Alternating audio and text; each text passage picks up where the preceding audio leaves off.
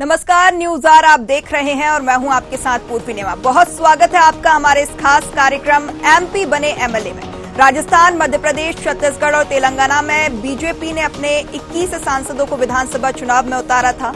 12 सांसदों को जीत मिली, लेकिन 9 सांसदों को हार का सामना करना पड़ा। जीतने वाले कई सांसद अपने राज्य में मुख्यमंत्री पद के दावेदार हैं।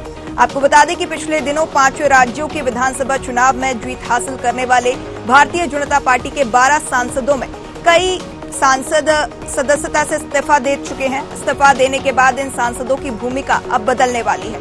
मध्य प्रदेश की बात करें तो यहाँ केंद्रीय कृषि मंत्री नरेंद्र सिंह तोमर, केंद्रीय मंत्री प्रहलाद पटेल और फग्गन सिंह कुलस्ते, सांसद राकेश सिंह, गणेश सिंह, रीति पाठक और राव उदय प्रताप सिंह को चुनावी मैदान में उतारा गया था। इनमें से 2 सांसदों को विधायक के चुनाव में हार का सामना करना पड़ा है। वहीं छत्तीसगढ़ की बात करें तो केंद्रीय राज्य मंत्री रेणुका सिंह, गोमती साय, अरुण साव और विजय बघेल ने चुनाव लड़ा था। इनमें से विजय बघेल चुनाव हार गए थे। इस समय ऐसे में इनकी भूमिका बदल सकती है। ऐसा माना जा रहा है कि सांसदें छोड़ने वालों को राज्यों में कैबिनेट में अहम पद मिल सकता है। कुछ बड़े चेहरे अब केंद्र के बाद राज्य की बागडोर संभाल सकते हैं। भारतीय जनता पार्टी ने विधानसभा चुनावों में केंद्रीय मंत्रियों समेत दिग्गज सांसदों को चुनावी मैदान में उतारा था, जिसका असर विधानसभा चुनावों में नजर आया है।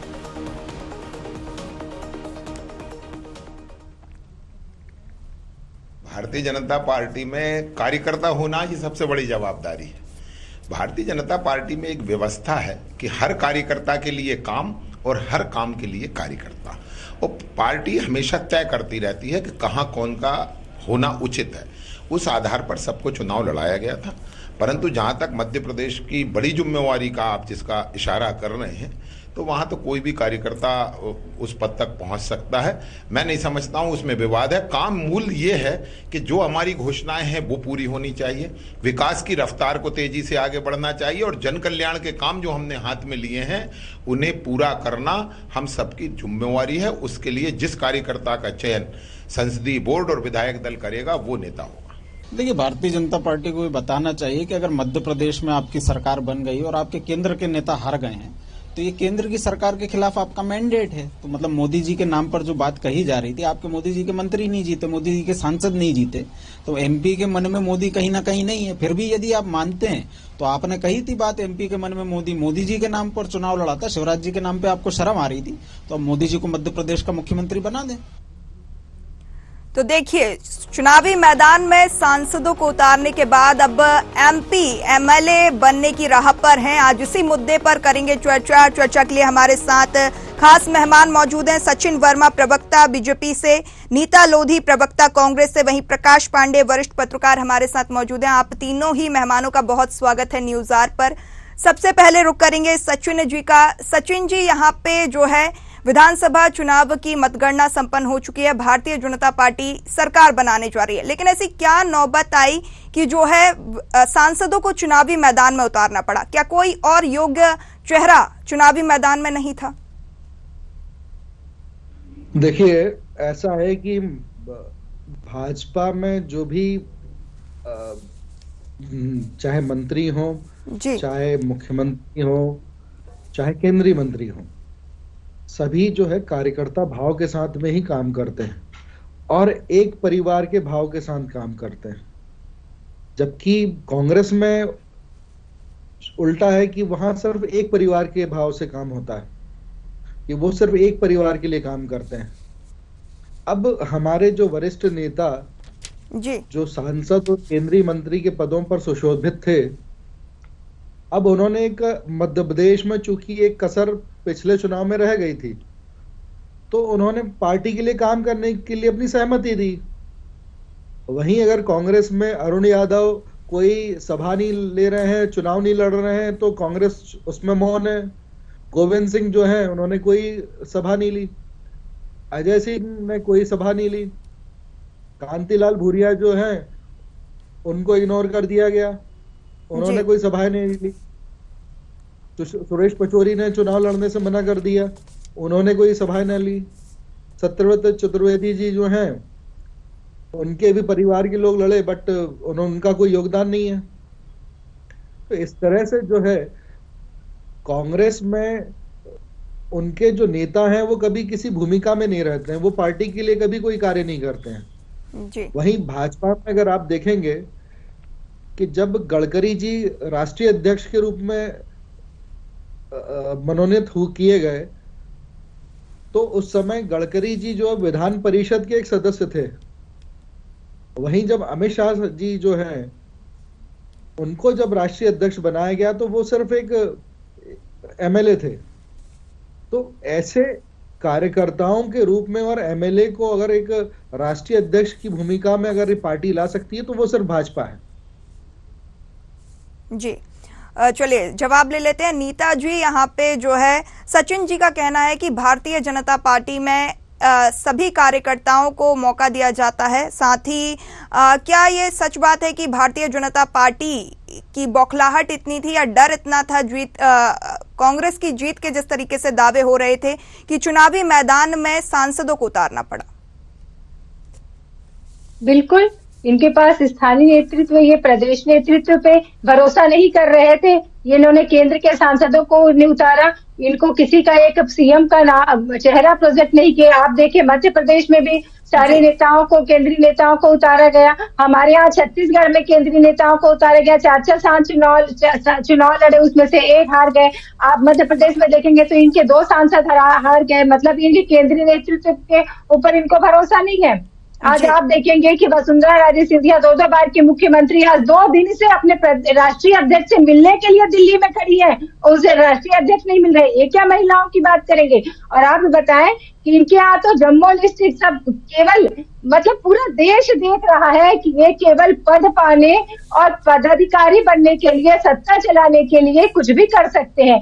पूरा भारत इस बात का साक्ष्य है। जब कोरोना प्रारंभ हो रहा था तब भारतीय जनता पार्टी के लोग मध्य प्रदेश की सरकार को गिराने में और अपने सीएम बनाने में लगे हुए थे। अभी भी आप देख लीजिए, स्थानीय नेतृत्व इनको भी स्वीकार नहीं है, पुराने नेताओं को बनाना नहीं चाहते, नए नेता इनके चलने लायक नहीं है, सिर्फ टोवल की स्थिति है। पूरे 12 के 12 सांसदों से इस्तीफा ले लिया गया है। भाई तुगलकी फरमान चलता है भारतीय जनता पार्टी में, चाहे वो पदाधिकारी बनाने की बात हो, चाहे आधी रात को नोटबंदी करने की बात हो, चाहे जीएसटी लगाने की बात हो, महंगाई बढ़ाने की बात हो, जुमलेबाजी सरकारें, कुछ भी हो सकता है। चलिए हमारे साथ वरिष्ठ पत्रकार प्रकाश पांडे जी भी लगातार बने हुए हैं। प्रकाश जी, यहाँ पे हारे हुए सांसदों का अब राजनीतिक भविष्य क्या होगा? क्योंकि अब क्या नैतिकता के आधार पर जो है सांसदों को ये इस्तीफा नहीं देना चाहिए? क्योंकि जनादेश यहाँ पे जो है विधायक के लिए जो जनादेश रहा है जनता का, वो स्वीकार नहीं किया गया है। तो क्या नैतिकता के आधार पर सांसदों को इस्तीफा नहीं देना चाहिए? प्रकाश जी,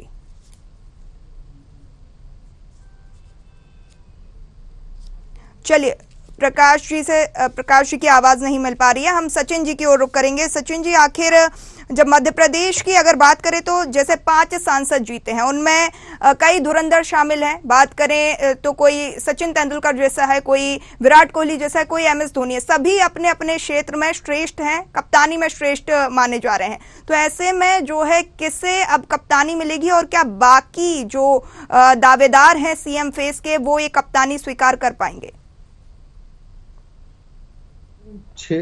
जो 7 सांसदों में से 6 सांसद जो हैं वो चुनाव जीते हैं। सिर्फ फग्गन सिंह कुलस्ते जी जो हैं वो चुनाव हारे हैं। जी, तो क्या जो है अब चुनावी मैदान में जो सीएम फेस की रेस चल रही है, इसमें सीएम फेस की रेस में कौन आगे होगा और क्या बाकी जो दावेदार, जो धुरंधर हैं, वो इस नाम को स्वीकार कर पाएंगे? देखिए, अभी फिलहाल जो है 163 विधायक जो हैं उन्होंने जीत को वर्ण किया है, तो वो सारे प्रोबेबल कैंडिडेट्स हैं सीएम बनने के लिए।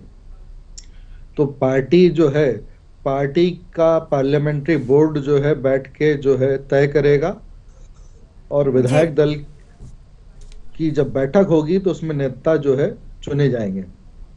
जी, तो सारे जितने भी जीते हुए प्रत्याशी हैं वो आज सीएम पद के लिए प्रोबेबल कैंडिडेट हैं। जी, सचिन जी, लेकिन ये जो बात करें, जो सांसद जीते हैं, सांसदों की बात कर रहे हैं, जो जीते हुए हैं वो अब पद से इस्तीफा दे देंगे, तो जहां पे अब पद रिक्त हुआ है उधर की जनता का क्या होगा? जनता किसके पास जो है समस्याएं लेकर पहुंचेगी अब? देखिए, ये तो क्या है कि एक जो संवैधानिक रूप से उन्होंने अपने अधिकारों का उपयोग किया है जी, ये लोकतंत्र की खैर खूबी है और खूबसूरती है।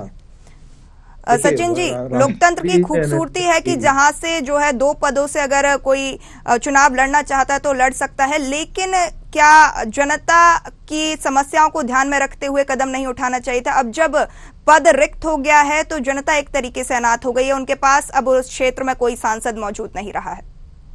पूर्वी जी, मैं उसी का जवाब दे रहा था जी।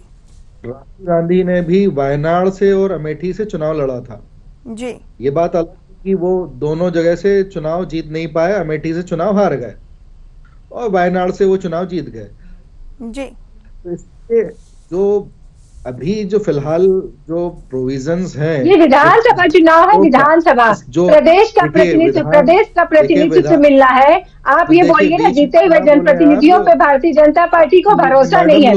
ये तो पहले लोकल लीडरशिप पे इन पे भरोसा नहीं था, केंद्रीय नेतृत्व को इन्होंने चुनाव लड़ा दिया। केंद्रीय नेतृत्व को चुनाव लड़ाने के बाद अगर अब आप देखें तो इन्हें मुख्यमंत्री नहीं मिल रहा है। कोई देखेगा कभी ऐसा ना हो कि जो जनादेश, जो विधायक का चुनाव लड़ा ही नहीं है, उनको मुख्यमंत्री बना दिया जाए। महिलाओं की बात करते हैं, वसुंधरा राजे सिंधिया की 2 दिन से दिल्ली में बैठी पड़ी है, उनसे इनके प्रदेश राष्ट्रीय अध्यक्ष मुलाकात नहीं कर रहे हैं। आप क्या बात करेंगे?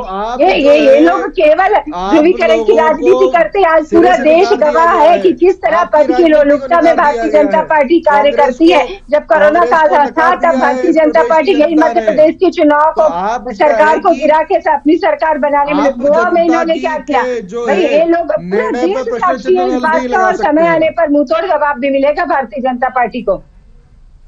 चलिए हमारे साथ वरिष्ठ पत्रकार लगातार प्रकाश पांडे जी बने हुए हैं। प्रकाश पांडे जी, यहाँ पे हारे हुए सांसदों का अब राजनीतिक भविष्य क्या होगा? हम बात कर रहे थे कि जो सांसद अब हार चुके हैं उनकी सांसदी कायम रहेगी क्या, और अगर सांसदी पे वो कायम रहते हैं तो क्या ये जनता के जनादेश का अपमान नहीं होगा? क्योंकि विधानसभा चुनाव में जो विधायक हार चुके हैं वो जनता के जनादेश का कैसे पालन करेंगे? मेरी आवाज आ रही है अब तक? जी जी प्रकाश जी। देखिए पूर्वी जी, इस्तीफा दे या ना दे कोई फर्क नहीं पड़ता, क्योंकि 5 महीने बचा है लोकसभा चुनाव के लिए। तो वो एक औपचारिकता ही रहेगी, क्योंकि जिन सीटों पे इस्तीफा भी होगा वहां उपचुनाव नहीं होने वाले हैं, क्योंकि चुनाव आयोग को पता है 5 महीने के लिए उपचुनाव करेंगे नहीं, क्योंकि उसी 5 महीने में आचार संहिता भी लगनी है।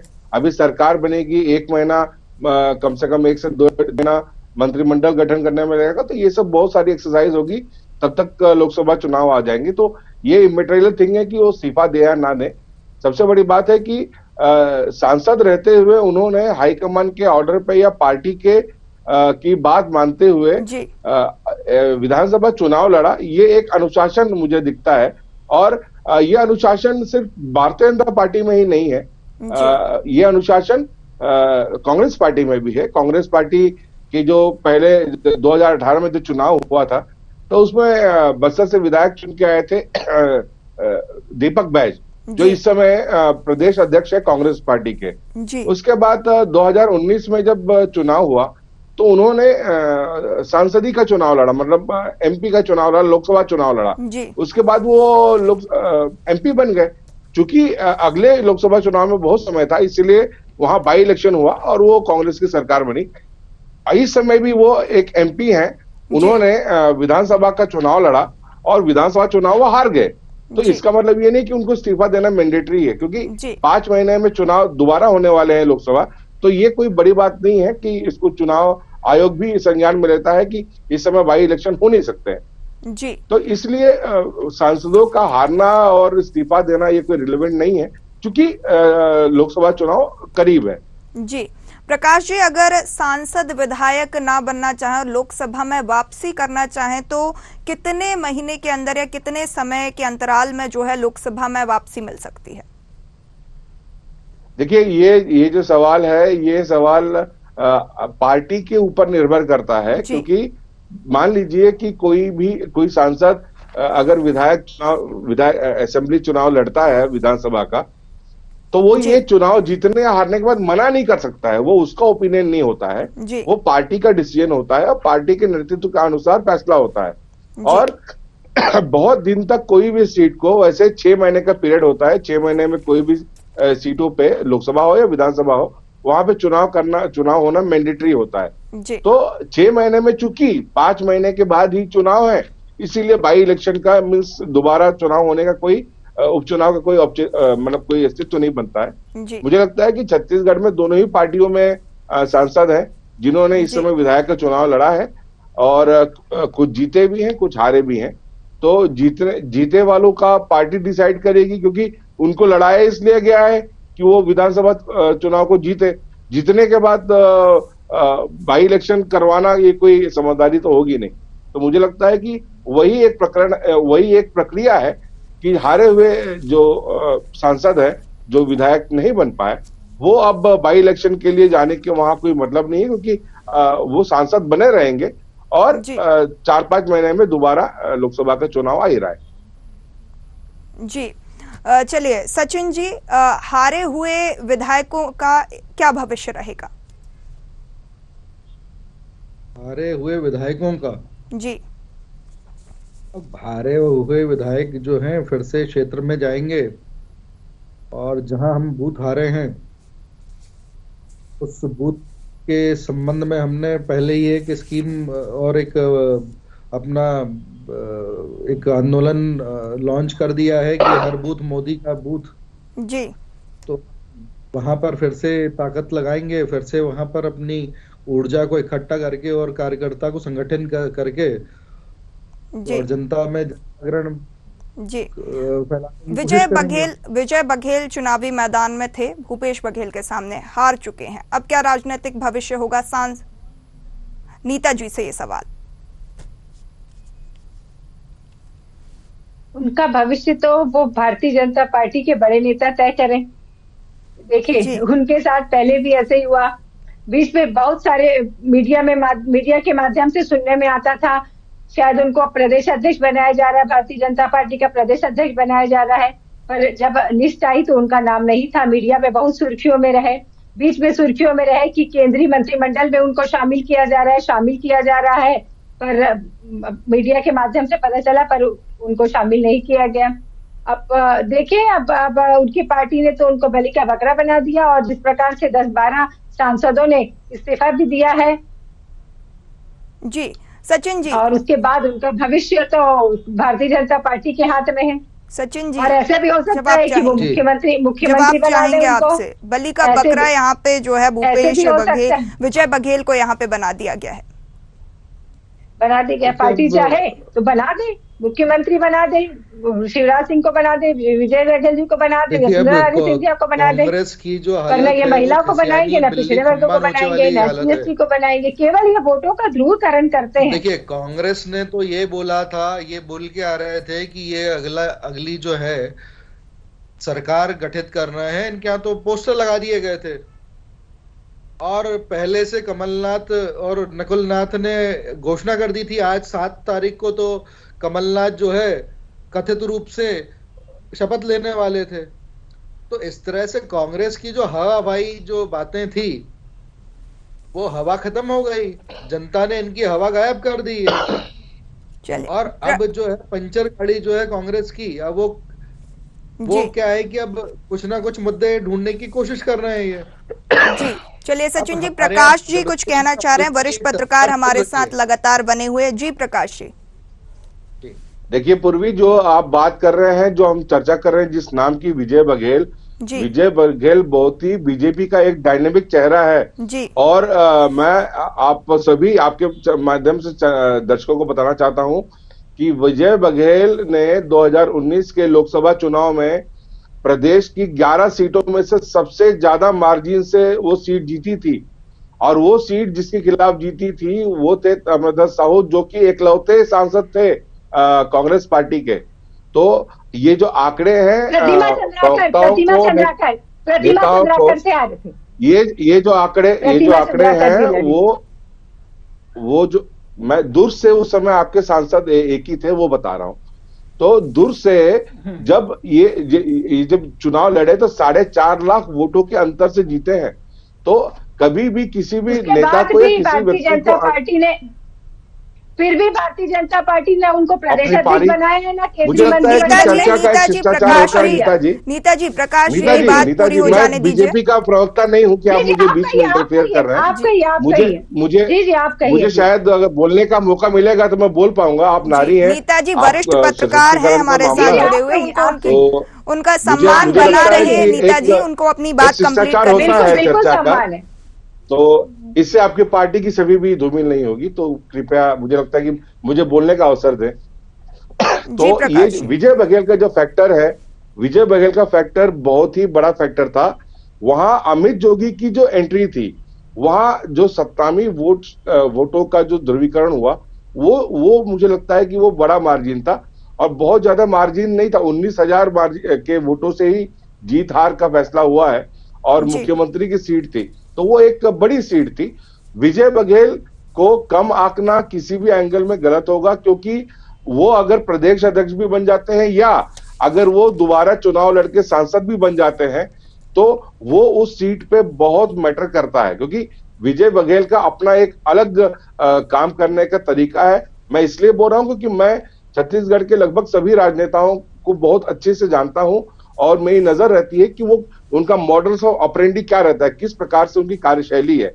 तो विजय बघेल दुर्ग सीट से दोबारा अगर चुनाव लड़ते हैं तो मुझे लगता है कि वो उनकी जीत सुनिश्चित होगी, क्योंकि इस बार उन्होंने सीएम को फाइट दी है अपनी पार्टी के बोलने से। तो वो एक जो बोलते हैं कि एक लड़ाका है, उसे अंडरस्टिमेट नहीं करना चाहिए। और कांग्रेस के भी बहुत से नेता हैं जो कि बहुत कद्दावर है, जैसे इस एंटी इनकम्बेंसी के रेस में आप डॉक्टर चरणदास महंत को देख लीजिए, उसके बाद लोकसभा की सांसद उनकी पत्नी है ज्योत्सना महंत जी, उनको देख लीजिए। तो कांग्रेस में भी ऐसे बहुत बड़े बड़े चेहरे हैं जो जीत हासिल करते हैं और कुछ कुछ जिले हैं जहां पे बीजेपी का सुपड़ा साफ है।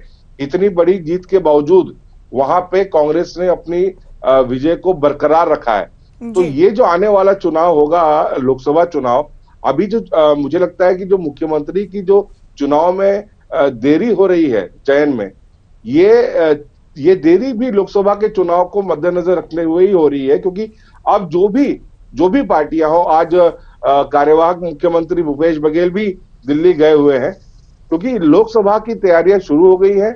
और अब जो भी छत्तीसगढ़ में और मध्य प्रदेश में निर्णय होंगे और साथ ही राजस्थान में, वो पूरे निर्णय लोकसभा के परिप्रेक्ष्य होंगे। जी, तो प्रकाश जी, क्या भारतीय जनता पार्टी अप्रत्याशित फैसला लेते हुए विजय बघेल को सीएम बनाएगी? देखिए, मुझे इसके चांसेस कम लग रहे हैं कि विजय बघेल को सीएम बनाएंगे, क्योंकि देखिए भारतीय जनता पार्टी अकेले नहीं है जी। वहां उसके साथ जो उनका संगठन है आरएसएस, वो भी है।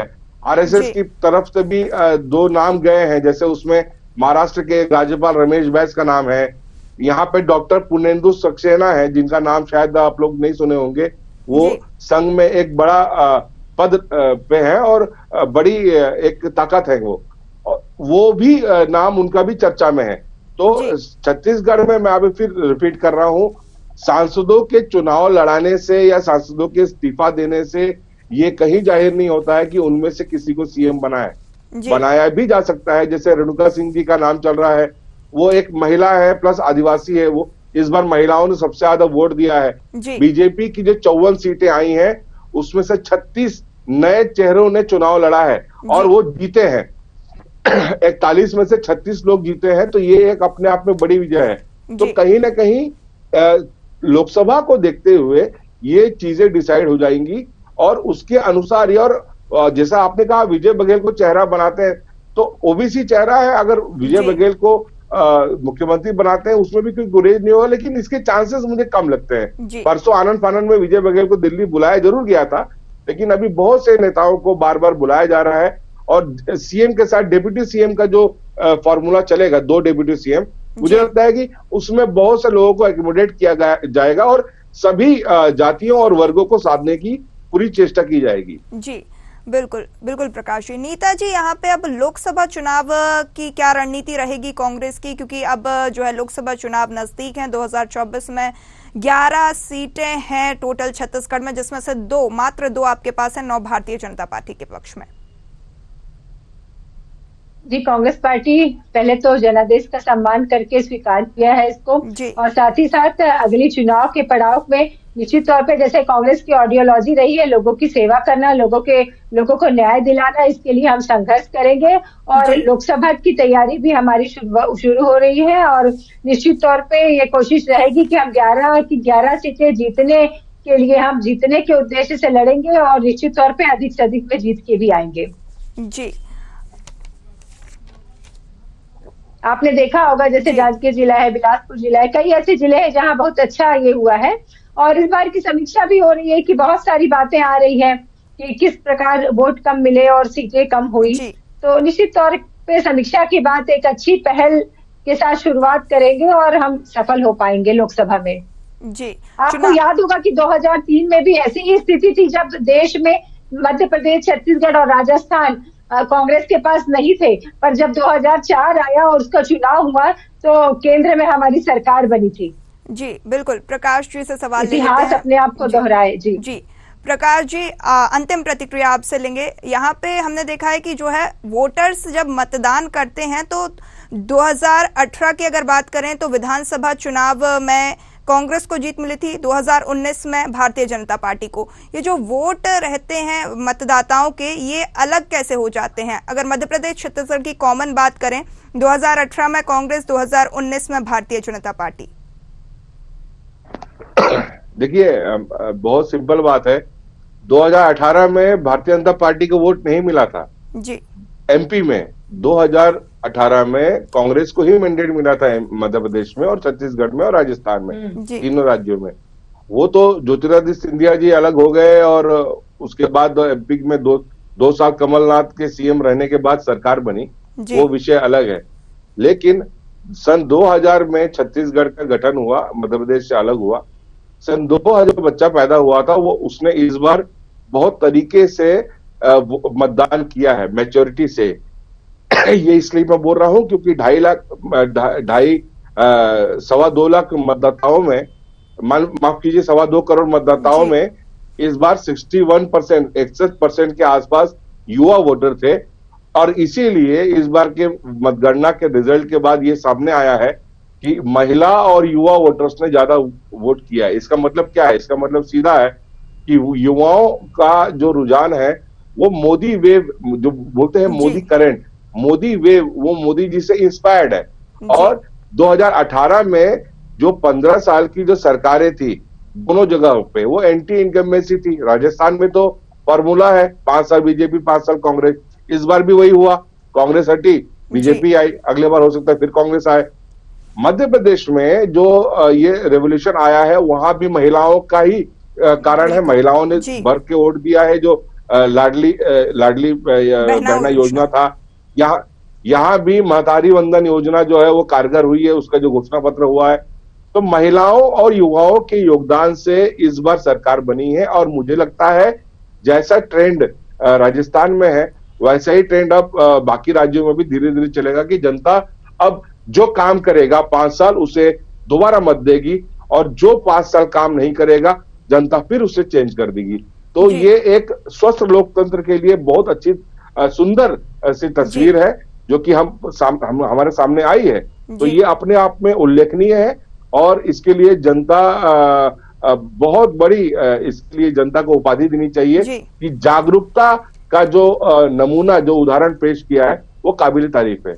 जी प्रकाश जी, अंतिम प्रश्न। आपने महिलाओं के वोट प्रतिशत की बात करी, तो जिस तरीके से हम देख रहे हैं राजस्थान में कहीं ना कहीं वसुंधरा राजे का चेहरा सामने है, और छत्तीसगढ़ की बात करें तो रेणुका सिंह का नाम प्रबल रूप से सामने आ रहा है। क्या मध्य प्रदेश में भी जो है जिस तरीके से लाडली बहना योजना लाई गई है, क्या कोई सीएम फेस महिला का हो सकता है?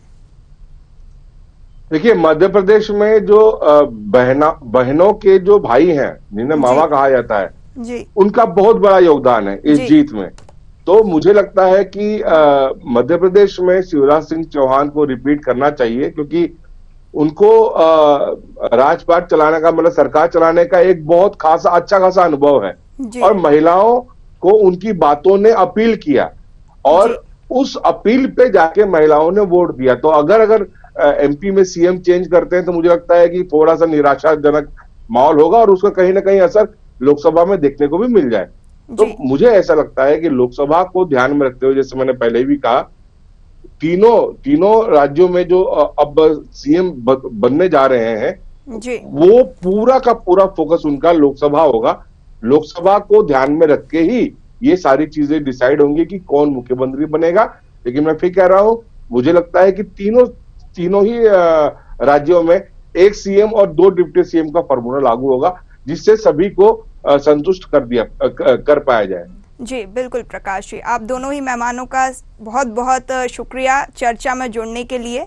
तो देखिए, एमपी बने एमएलए की जो है अभी खींचतान जारी है। सांसदों का पद रिक्त हो चुका है और सांसद अब विधायक बनने की राह पर है। इसी के साथ इस खास प्रोग्राम में इतना ही। आप बने रहिए न्यूज़ आवर के साथ। नमस्कार।